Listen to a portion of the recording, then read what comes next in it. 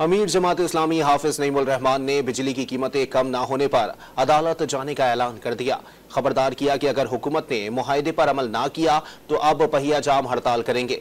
इस पर भी बात ना बनी तो अवाम से बिल अदा ना करने की अपील की जाएगी। जो लागत है बिजली की उसी पर चार्ज होना चाहिए और ये जो इजाफी किस्म के 36 तरह के टैक्स हैं ये सब खत्म होने चाहिए।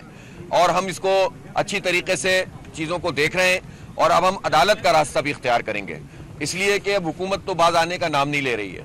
अब 15 दिन रह गए हैं तकरीबन, यानी 16 दिन कि जो हमारे मुआहदे की मुद्दत थी 45 दिनों की, तो इन 16 दिन में भी हम देखते हैं कि हुकूमत मजीद क्या रिलीफ देती है।